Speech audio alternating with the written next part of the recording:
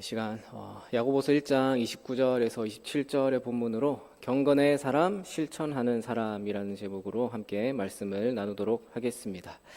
우리가 흔히 성경 몇 장이 있으면 그 장의 장 제목을 붙이기도 하죠. 예를 들어서 고린도전서 13장, 대표적으로 유명한 고린도전서 13장을 뭐라고 부릅니까? 네, 사랑장이라고 하죠. 사랑은 온유하며 사랑은 오래 참고, 그렇게 사랑에 관해서 쭉 나오기 때문에 사랑장이라고 합니다. 마찬가지로 히브리서에도 유명한 11장, 무슨 장입니까? 믿음장. 히브리서가 믿음에 관해서 많이 얘기하기 때문에 그 가운데에서 11장을 믿음장이라고 합니다. 히브리서가 전반적으로 믿음을 강조하기 때문이기도 하고요. 자, 그러면 반대로 야고보서는 그러면 어떻겠습니까? 전반적으로 행위에 대한 내용이 많아요. 그래서 행함이 없는 믿음은 죽은 것이다 라는 그 구절이 2장에도 나오거든요. 자, 그러면 신앙생활을 하는데 믿는 거를, 뭘 믿는지를 제대로 알고 믿어야지, 뭘 믿는지도 모르고 믿습니다 하면 되겠느냐, 그렇게 생각할 수도 있고요. 반대로, 아니, 신앙생활을 하면 말로만 믿는 게 아니라 실천에 옮겨야지, 행동으로 옮겨야지, 덮어놓고 믿습니다 하면 되느냐라고 생각할 수도 있겠죠. 물론 어느 한쪽을 더 강조하고 그쪽에 초점을 맞춘다면은 적용 포인트가 다르긴 하겠지만 둘 다 맞습니다. 상호 보완적이죠. 균형을 이루어야 하는 게 성경의 가르침이에요. 둘 다 중요하기 때문에요. 자, 그런 관점에서 오늘 본문이 있는 이 야고보서는요, 예수님의 동생이자 예루살렘 교회의 지도자였던 이 사도 야고보가 그리스도인에게, 흩어져 있는 온 그리스도인들에게 보낸 신앙의 권면이었습니다. 그래서 어떤 권면을 하냐면, 그리스도인으로 산다는 것. 너희가 그리스도인이잖아. 그리스도인이라면, 그리스도인으로서 예수님의 제자가 된다면 그렇게 신앙생활을 한다는 게 무엇인지를 구체적으로 권면하고 있는 내용입니다. 물론 근데 한 가지 전제가 있죠.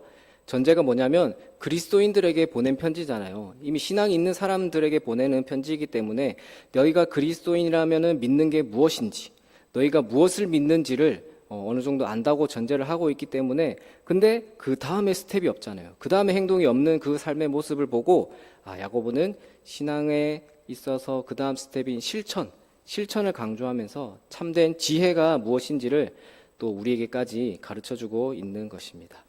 자, 그럼 오늘 본문을 살펴보자면요, 먼저 지난 1장 앞부분에서 그 내용이 뭐였냐면요, 우리는 시련과 고난이 있어요. 시련과 고난 가운데 살아가지만 그 시련과 고난이 있을지라도 우리는 무너지지 않습니다. 그 시련과 고난이 우리를 무너뜨릴 수 없죠. 왜? 우리에게는 하나님이 계시기 때문에, 그 어떤 시련과 고난, 그 시험이 있을지라도 무너지지 않는다라고 했습니다. 대신에 우리에게 그 시험이 있는데 고난을 인내로 버텨내고 생명의 그 면류관을 얻을 건데, 진정 시험이 뭐냐?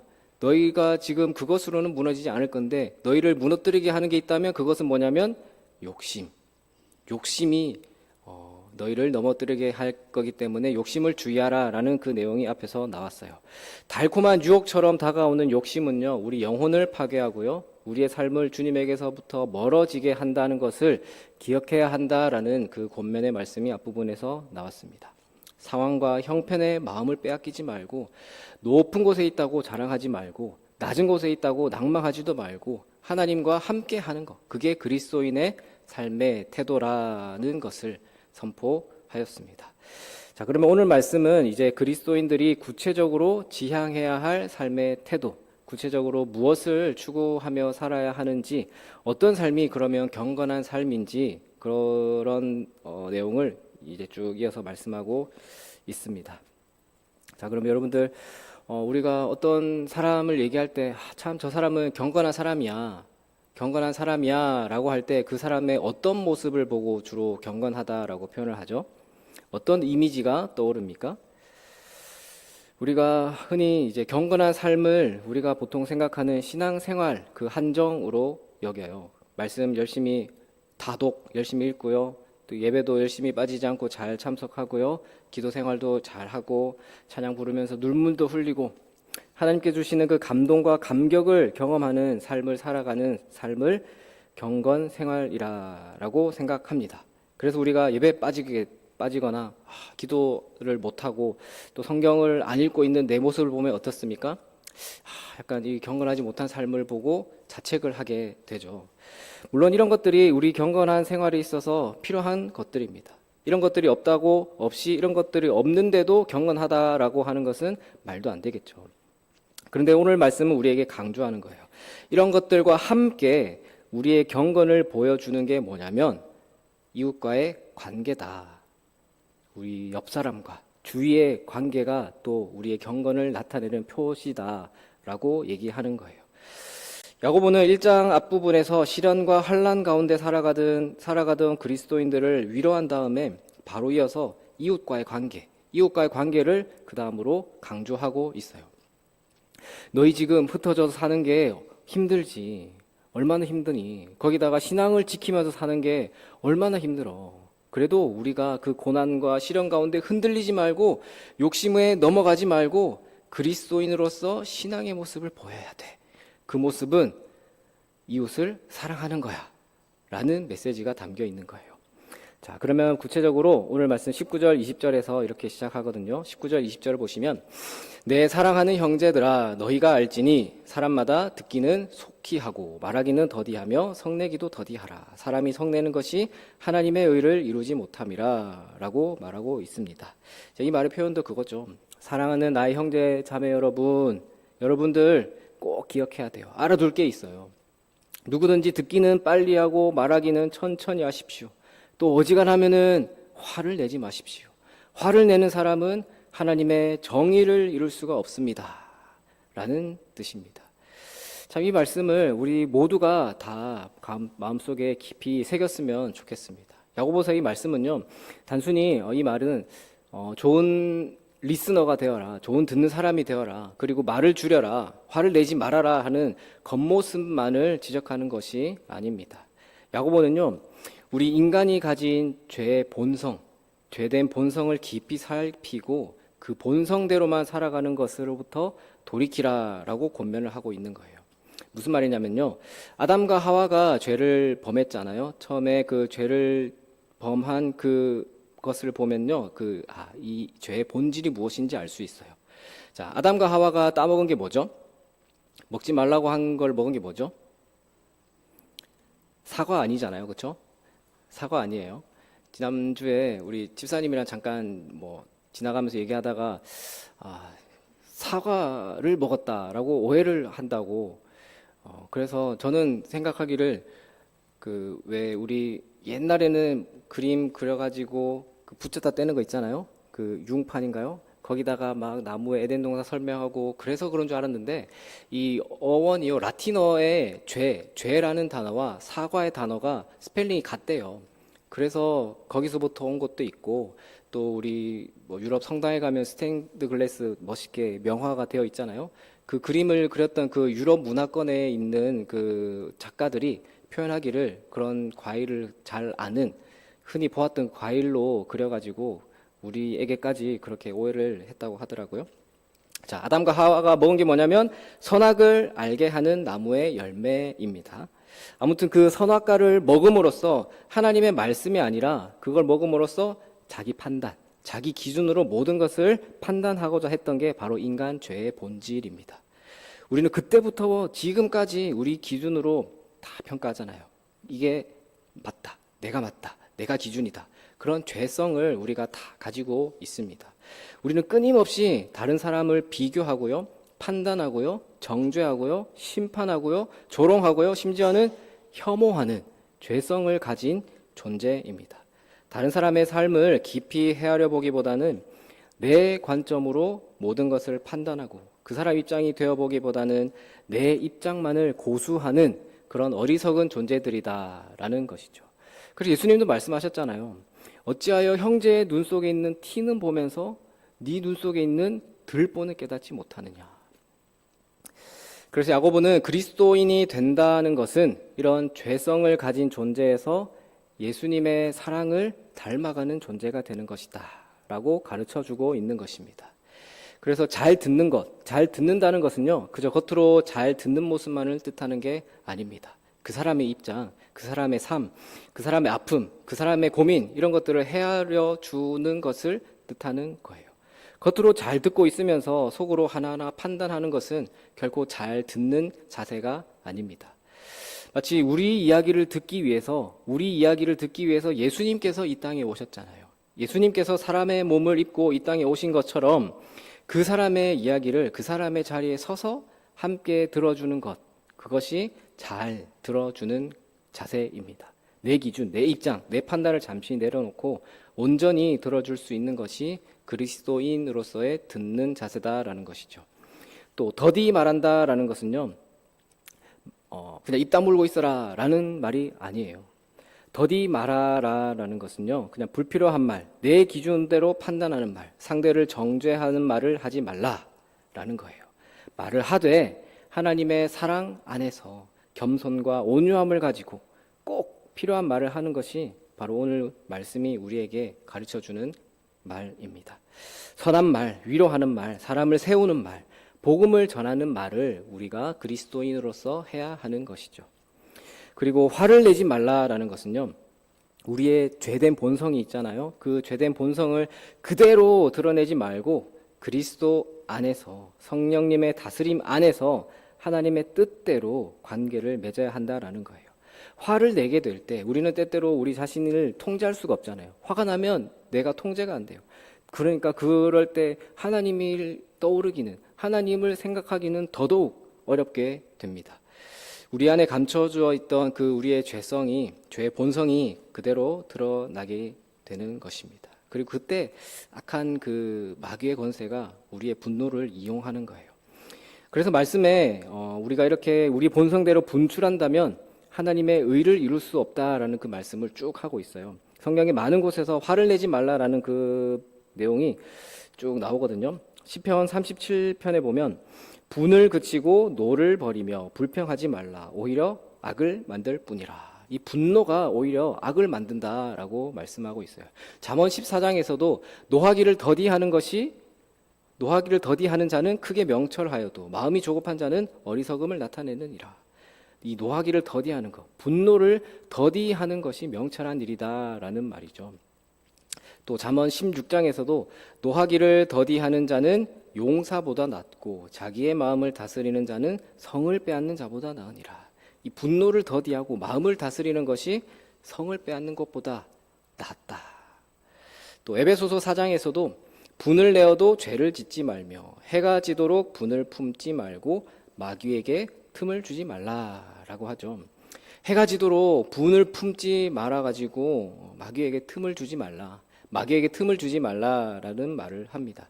이렇게 분노를 주의해야 하는 것이 이 성경의 일관된 가르침입니다. 우리는 주님의 뜻 안에서 경청하는 삶과 귀한 말을 하는 삶을 살아야 하는데 분노는 그 삶에 균열을 일으킨다라는 거죠. 그 균열을 마귀가 파고들고 죄를 짓게 만들기 때문입니다. 야고보는 경건한 삶이란 이웃을 사랑하는 삶을 말하는데 구체적으로 그 사람 입장을 잘 들어줘야 되는 것, 듣고 또 내 판단과 정죄를 하는 것이 아니고요. 또 화내기를 더디하는 것, 성내기를 더디하는 것을 우리 이웃 사랑하는 삶이다라는 말씀을 하고 있는 거예요. 그래서 이후에 나오는 21절을 보시면 그런 삶을 살기 위해서 어떻게 해야 하냐라면은 21절에 그러므로라고 하죠. 그러므로 모든 더러운 것과 넘치는 악을 내버리고 너희 영혼을 능히 구원할 바 마음에 심어진 무엇을요? 말씀을 온유함으로 받으라. 우리가 모든 우리의 더러운 죄성을 내버리고 예수님 닮은 그리스도인으로서의 삶을 살기 위해서 꼭 필요한 게 뭐냐면 바로 우리 마음에 심어진 말씀이다. 마음에 심어진 말씀이다라는 겁니다. 그러니까 그리스도인으로서 이웃을 사랑하는 그 실천하는 삶을 살아야 되는데 그 삶을 살기 위해서 필요한 게 말씀이라니까 그러면 말씀과 이 행함이라는 게 이 동전의 앞뒤, 양면 같은 그런 다른 것, 반대가 아니라 그러니까 하나다라는 말이에요. 하나다라는 거예요. 그렇게 말씀과 행함이 어떻게 그러면 구체적으로 하나가 되느냐, 어떻게 하나이냐라는 게 또 이어서 말씀합니다. 22절부터 25절에 쭉 말씀하는데요. 우리 22절부터 우리 함께 읽어볼까요? 22절 말씀입니다. 너희는 말씀을 행하는 자가 되고 듣기만 하여 자신을 속이는 자가 되지 말라. 누구든지 말씀을 듣고 행하지 아니하면 그는 거울로 자기의 생긴 얼굴을 보는 사람과 같아서 제 자신을 보고 가서 그 모습이 어떠했는지를 곧 잊어버리거니와 자유롭게 하는 온전한 율법을 들여다보고 있는 자는 듣고 잊어버리는 자가 아니요 실천하는 자니 이 사람은 그 행하는 일에 복을 받으리라. 자, 먼저 22절에서 뭐라고 했죠? 말씀을 듣기만 하고 행하지 않는 사람은 자기를 속이는 자다. 말씀을 듣고 행하지 않는 사람은 아무 생각 없이 거울로 자기 얼굴을 보는 사람과 같다라고 말을 합니다. 자, 여러분들은 거울 보면서 무슨 생각하세요? 거울을 보면은 뭐가 떠오르십니까? 그냥 뭐 화장하고 뭐 묻은 게 없나? 아니면 세월이요. 우리 학생들은요 하루 종일 봐요. 하루 종일 봐도 볼 수 있어요. 애들은 하루 종일 보더라고요. 그리고 요즘 다 폰이 다 있잖아요. 그 폰 사진을 찍는데 지 얼굴 사진만 몇백 장씩 있어요. 우리 어르신들은 나이 든 얼굴 모습 보기 싫다고 사진도 같이도 안 찍으시려고 하시던데 이 거울 보는 거 미국에 한참 그 건설 붐이 일어나고 또 철근이 개발되고 그 콘크리트까지 그러면서 높이 지을 수 있는 기술력이 생겼잖아요. 그때 지금까지 있는 고층 빌딩들이 많이 생겼어요. 그 당시에 건물에도 엘리베이터가 있는데 그 당시 기술로는 느리잖아요. 지금이야 저기 롯데타워만 가도 금방 쑥 올라가는데 그 당시에는 느리니까 참 불만이 많았대요. 그래서 회사에다가 막 불만을 제기하는 거죠. 그래서 내놓은 방법이 어떤 기술적인 그런 조치보다는 거울을 딱 붙여놨대요. 그래서 지금까지 거울이 붙어 있는 거예요. 왜 거울을 붙여놨냐면 그거 보라고요. 거울을 보다 보니까 사람들이 시간이 오래 걸려도 별로 불만을 갖지 않는 거예요. 잘 참더라라는 거죠. 거울을 보는 이유가 뭘까요? 여러분들도 집을 나서면서 거울 앞에서 마지막 최종 점검 다 하시죠? 우리 교회도 올라오면 엘리베이터 타고 올라보면 거울이 있고 또 계단으로 올라와도 양쪽에 다 거울이 있습니다. 머리는 괜찮은지 옷차림은 단정한지 한번 옷 매무새를 점검합니다. 근데 거울을 보고도 삐뚤어지고 묻은 게 있고 엉망인 부분이 있는데 아무런 조치 없이 그런 사람이 있다면 어떻겠습니까? 그 사람을 지혜롭다고 할 수 없겠죠. 말씀이 마찬가지다라는 거예요. 말씀은 우리를 비추는 거울입니다. 거울을 봤으면 고쳐야죠. 말씀을 들었으면 고치고 변화하고 순종해야 한다라는 겁니다. 그렇지 않으면 듣고도 변화되지 않는 삶은요 아무런 유익이 없다라는 말이에요.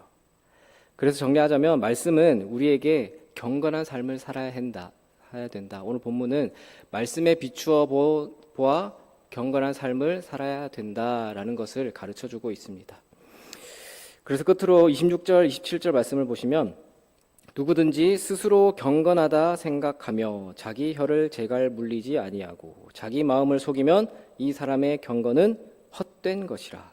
하나님 아버지 앞에서 정결하고 더러움이 없는 경건은 곧 고아와 과부를 그 환난 중에 돌보고 또 자기를 지켜 새 속에 물들지 아니하는 그것이니라.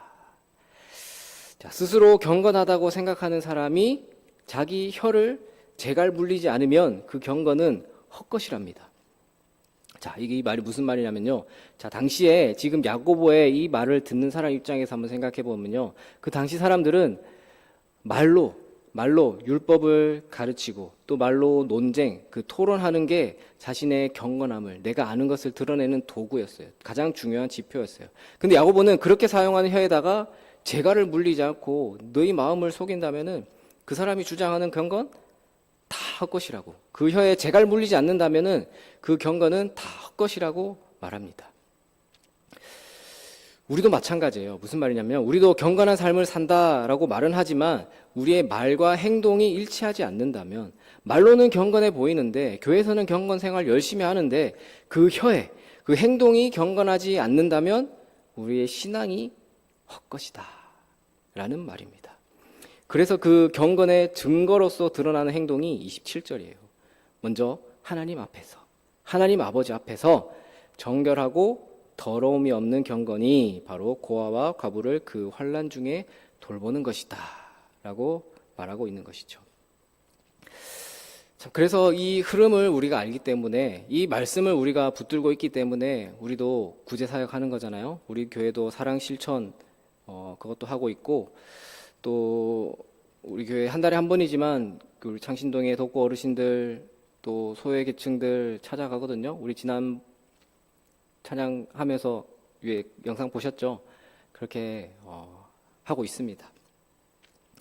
그리고 또 지난번에 제가 설교 시간에 언제 한번 얘기한 것 같은데, 프란치스코의 이웃이라는 그 단체가 있어요. 우리 창신동에 프란치스코 이웃이라고 그 성당에서, 카톨릭 재단에서 운영하는 단체가 있는데요.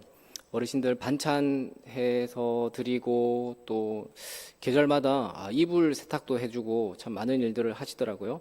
그 단체가 누가 하는 거냐면 그 전 두산그룹, 여기 두산타워 있잖아요. 두산그룹 전 회장인 박용만 회장님이 하시더라고요. 그분이 후원하시는 단체인데 그냥 후원만, 돈만 주는 게 아니라요, 직접 봉사를 하시더라고요. 이 나이가 70인 할아버지가 매주 월목 이틀씩 직접 칼질을 하시는데, 그걸 찍어서 뭐 자랑한 거겠지만, 야, 저도 웬만큼 칼질하긴 하는데 할아버지 잘하시더라고요. 이분은 그냥 겉으로 그냥 보여주기가 아니고 진짜구나, 진짜로 하시는 분이구나 라는 거를 제가 보고 참 많은 깨달음이 있었어요. 또 요즘에 지금 오늘 뉴스 보니까 이스라엘이랑 이란 전쟁으로 시끄러운데, 잠깐 지나가는 헤드라인 뉴스 보니까 뭐 휴전 뭐 얘기가 나오는 것 같더라고요. 그 처음에 딱 전쟁 시작하면서 이스라엘에 있는 우리 교민들이 있잖아요. 교민들이 있는데 그 교민들이 피난을 이제 한국으로 나오려고 하는데, 참 대사관이 움직이기도 전이래요. 대사관이 어떤 조치를 하기도 전에 서울의 어떤 한 큰 교회에서 버스를 후원을 해가지고 그 얘기를 듣고서는 대사관이 협조를 해서 그 교민들이 탈출해 나오는 그 영상이 있더라고요. 참 이런 걸 보면요, 이렇게 우리가 믿는 사람으로서, 그리스도인으로서 먼저는 개인으로서, 또 그 다음은 교회적으로 이렇게 실천하는 삶이 참 중요하구나, 필요하구나, 또 무엇보다 필요한 시기구나 라는 그 생각을 많이 하게 됩니다. 그래서 아까 27절 뒷부분에 그 위에 뭐라고 했죠? 또 자기를 지켜서 세속에 물들지 않게 하는 것이 경건이라고 했어요. 참 이렇게 공동체적으로도 개인적으로도 경건이라는 것에 대해서 분명하게 강조하고 있습니다. 참 사랑하는 우리 성도 여러분, 경건한 삶이라는 것은요, 먼저 개인적으로는 우리가 세속에 물들지 않아야겠죠. 세속에 물들지 않는, 세상과 동행하는 삶이 아니라 말씀에 따르는 삶을 살아야 해요. 그리고 그 삶으로 드러나는 게 이웃을 사랑하는 삶이에요. 이웃의 입장에 설 줄도 알고요, 판단과 정죄보다는 이해하고 포용하고 감싸는 삶을 살아야 합니다. 고아와 과부와 같이 연약한 이들과 함께하는 삶입니다.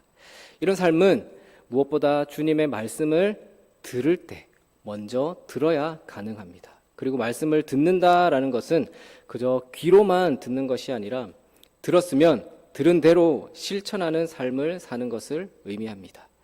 하나님의 말씀을 듣고 그 말씀을 들은 대로 실천하여서 우리 이웃을 사랑하고 포용하고 경청하고 돕는 삶을 사는 사람, 그 사람이 바로 경건의 사람이자 실천하는 사람입니다. 오늘 주님은 우리를 그런 경건한 삶의 자리로 부르셨습니다. 주님께서는 우리가 작은 예수가 되어서 우리의 이웃을 진실로 품고 또 사랑하기를 원하십니다. 그러기 위해서 말씀의 자리에 나아오시고 말씀을 구체적으로 실천하시기를 바랍니다.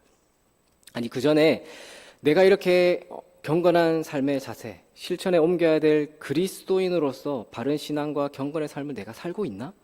나는 말씀을 듣고 있나? 나는 말씀을 살아내고 있나? 라는 것을 먼저 점검해 보시고 돌아보시는 여러분들이 되시기를 바랍니다. 우리가 그런 삶을 살아갈 때, 그렇게 말씀 앞에 나아갈 때 주님은 우리의 결단을 기뻐 받으시고요. 우리에게 그 결단, 우리의 그 힘을 감당할 수 있는 힘을 주실 것입니다. 그래서 그리스도인으로서 우리가 예수의 향기를 드러내고 빛과 소금의 삶이 되어서 무엇보다 우리가 주님의 말씀을, 복음을 전하는 축복의 통로로서의 삶을 살아가는 여러분들이 다 되시기를 주님의 이름으로 축원합니다. 기도하겠습니다.